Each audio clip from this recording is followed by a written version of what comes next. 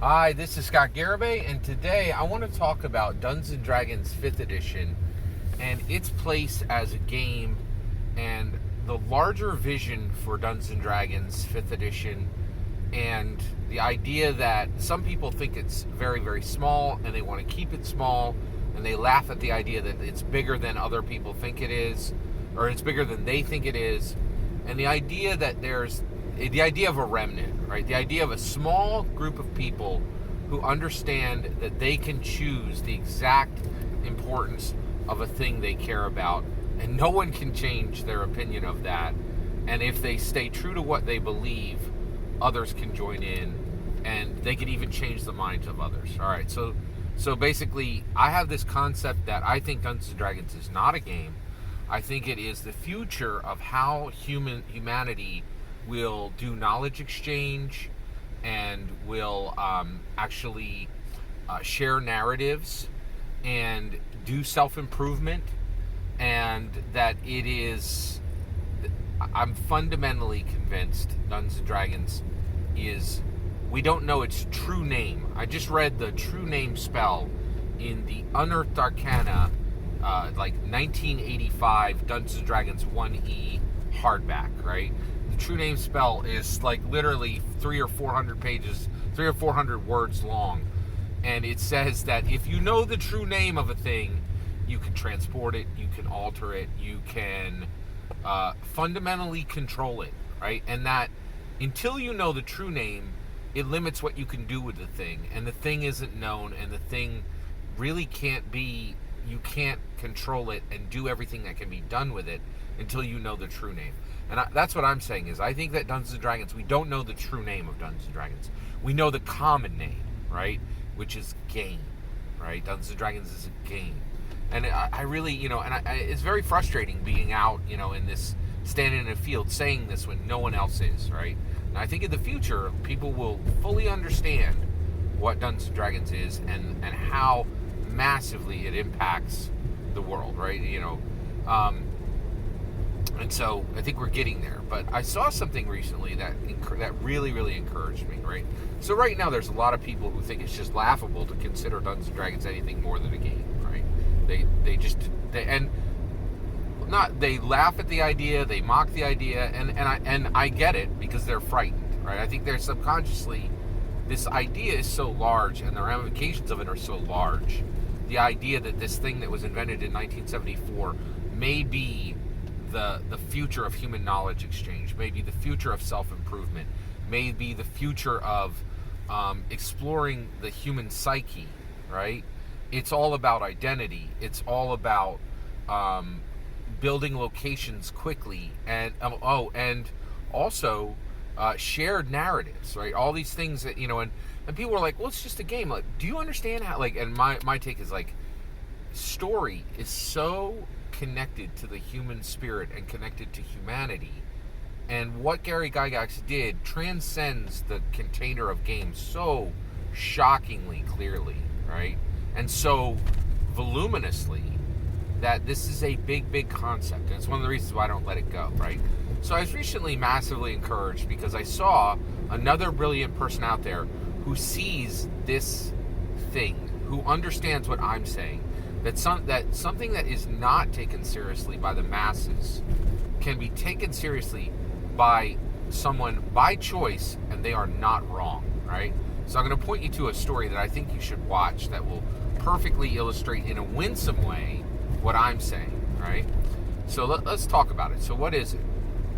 So specifically, it is the show The Exes, and it is in a season 4 episode of The Exes. Now, what is The Exes? The Exes is like your ex when you get divorced. So the show The Exes is a sitcom about 4 divorced people, right? Which sounds a lot sadder than it is. It's actually not sad at all. It's a really wonderful story, and it's really delightful. I watched about 2 seasons a few years ago, and then I recently finished the last 4 seasons of The Exes, and I think it's a hidden gem, right? And I think that there's a lot of actually philosophy that is within this show, right? And so one of the episodes, there are 2 of the Exes, 2 men who are both divorced, they're friends. They live together, and it's Phil and Stuart.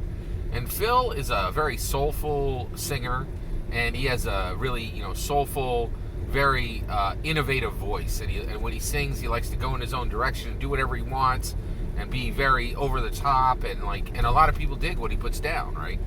But Stuart is a very refined gentleman, right? He's very this needs to be this way, that needs to be that way. He wants things perfect. He's very meticulous, very refined, okay? And Stuart is in an acapella group, and his acapella group is going after regionals. They're going after a regional final to win this thing that they've won 3 years in a row, and they're going for a four-peat, right? To win this acapella contest for the fourth year in a row, right? So they lose a man, and they're a man down, and so Stuart is just sharing with Phil that they're a man down, and Phil's like, hey, I'll help you, right? And Stuart did not ask Phil to help him, right? Because Stuart is the lead of this group, and he knows how demanding this is. But Phil's like, I can do this, let me in, I'll help you, right? So Phil comes in, and he starts singing a cappella in his own fresh, refined, very voluminous, innovative way. Not refined, not controlled, not tempered, right? And Stuart's like, no, man, this is a cappella. We sing in harmony. So you got to tamp down your noise and get in line with everybody else. And that means you need to be less. You need to be on point with us. Stop the skiddly scat. Stop your own little flavor. You got to be what we are. You got to conform and get online with this. Because this is how a cappella happens, right? And then they have a practice, and Stuart is just really rough with Phil, and was like, it's done this way, not that way. It's done this way, it's not done that way, right? And he's strict, and he's and he cares about this thing, right? And Phil's like, hey, dude, this is a cappella, right? Shouldn't we just be having fun, right? And it comes to a point, and Stuart is actually run out of his own group, and Phil's like, yeah, that guy's a jerk, right? He's so crazy. Like, why is he so strict? Shouldn't we be having fun? We can do what we want. We can all, it's going to be, So then the two of them meet at home, right? Because, they live together. And basically at that point, it turns into a conversation with the two of them discussing what's going to happen, right? And Stuart's like, hey, the reason I push these guys, and the reason why I'm incredibly controlling and overbearing, is because a cappella is important to me, and that's why we win every year, right? That's why we're recognized as the best. Is we take this serious. This isn't a game to us, right? And the goal isn't to have fun; it's to excel and to do this as perfectly as it can be done. And then he says to Phil, he's like, "Do you even know what a cappella means?" And Stuart says, "A cappella means in the style of the chapel." This was a spiritual worship, and so what we're doing is a step removed from that now, but we still have that spirit of this needs to be good enough for God, right? And so Stuart is like, and so this is what shocked me, right? So you get this story in the Exes, right? And this is the part where this is just a sitcom, right? So we know what happens next. Stuart relaxes and lets Phil do his skiddly bop, right? And be his own true self, right? And then they come together and they're like, yeah, it wasn't that important, and we lost, but we all had fun. But it doesn't go that way, right? Phil goes, you know what? I get it, Stu. You guys have won 3 times in a row, and you're looking to do a 4th. I can control myself, and I can help you guys achieve this 4th victory, right? And I was shocked. I was just shocked to see it, because and there was even this thing that Stuart did with his fist, where he would pull his fist together tight, right, and to mark a note. And he would do it when somebody got something wrong. Like, he was pulling his fist together when somebody was getting something wrong. He was like, this way, not that way, right? And he was saying, a cappella, the world laughs at it, but we know what it is. It's this progression of worship that we still do today, and we take it seriously. We do it as perfectly as we can possibly do it. It's important, and we are going to deliver. We are going to do this at a level that no one thinks it should be done, right? And I was just shocked that there was a sitcom writer who who ended with Phil saying, I'm wrong, you're right. You get to set the level for this thing, right?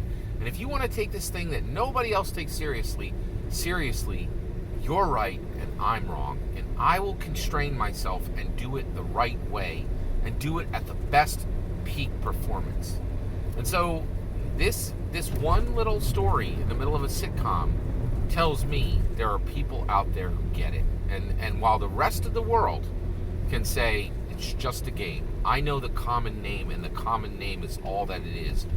We, the remnant, can continue to look for the true name, to determine exactly what Dungeons & Dragons is, and take it way more seriously than a game. And say, while people strive for excellence in professional sports, we can strive for excellence in our Dungeons & Dragons game. We can, do things like play without friends, right? Play with people who are just the very best they can be at being players and dungeon masters. To take this craft to its absolute pinnacle of performance, right? We can also say, while other people think that they're just reading books and like drawing maps and creating worlds for fun, what if this is actually a tool for social modeling, right? What if this is actually a tool for knowledge exchange? What if this is actually something that is so close to therapy that it should be being studied very carefully by psychology, right? What if this is more than a game? And so while I'm saying this about Dungeons and Dragons, this brilliant writer on the Exes saw that we get to choose. We can lift things up, and that's what I'm saying. Look carefully at Dungeons and Dragons and see there's way more here than a game. And we're not the only people in the world that realize that you can take something the rest of the world thinks is small and we can make it big. And we can find its true name and let it manifest to its full, utter, realized, uncocooned reality. That's what I'm saying. What do you think? Let me know in the comments below. Please consider liking and subscribing, and have a wonderful millennium.